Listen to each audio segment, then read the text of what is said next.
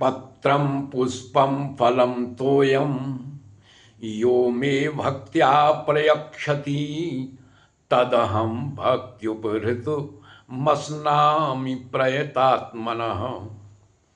सुप्रभात देवियों एवं सज्जनों, कृष्ण संदेश सुधा चैनल के माध्यम से मैं धर्म प्रकाश भदौरिया गीता विश्लेषक गीता की ज्ञान गंगा में अवगाहन हेतु उपस्थित एवं मधुसूदन भगवान कृष्ण के चरणों में अगाध निष्ठा रखने वाले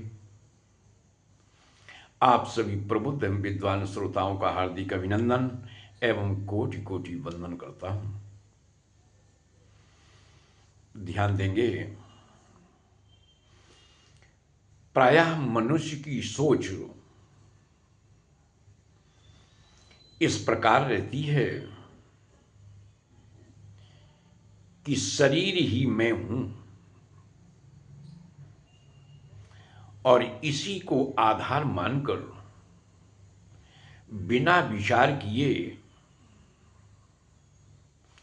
इस देह पुष्टि के लिए नाना प्रकार के साधन निर्मित कर लेता है। शरीर के जीर्ण शीर्ण हो जाने पर भी वह इसका परित्याग नहीं करना चाहता, बल्कि इसे आगे के लिए सुरक्षित रखना चाहता है। विचारणीय प्रश्न यह है कि इस शरीर रूपी छिलके को आप कब तक संजो कर रख सकेंगे?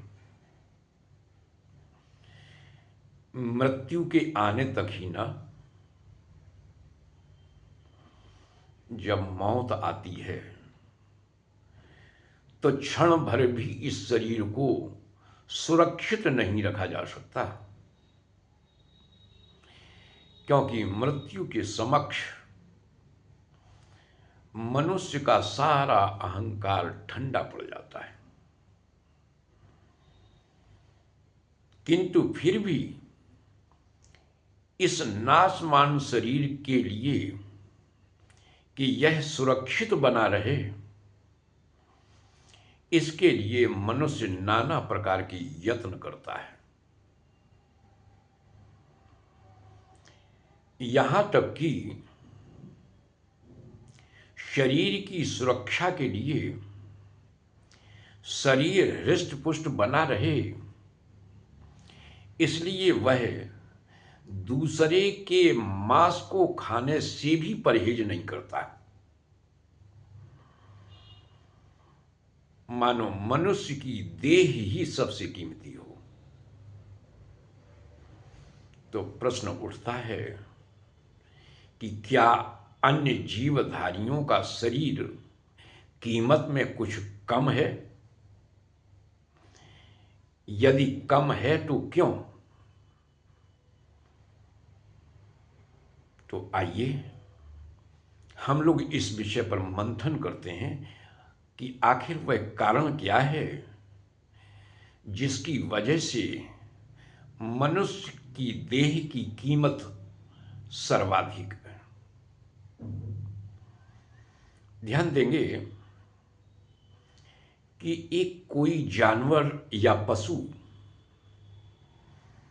अपने जीवन में जो कुछ भी करता है, खाता है, पीता है, व्यवहार करता है,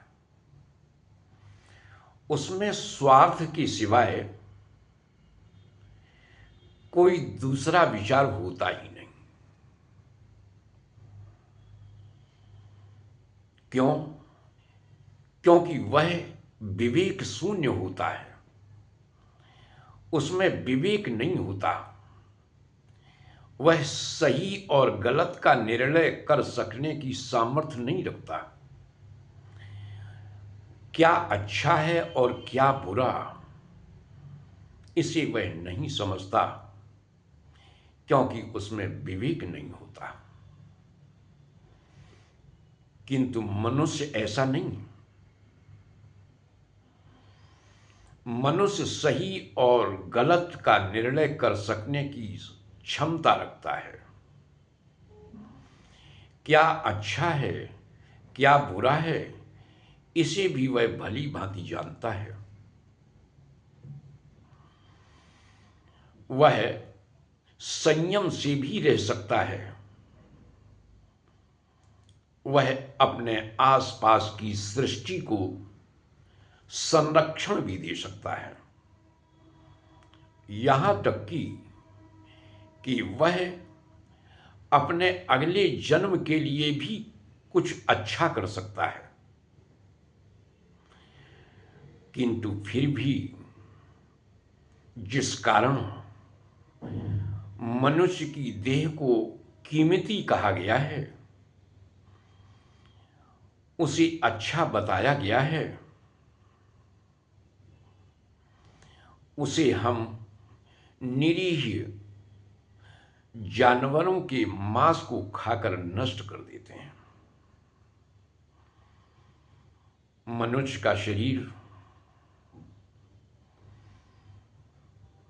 बड़े अच्छे कर्मों के उपरांत प्राप्त होता है,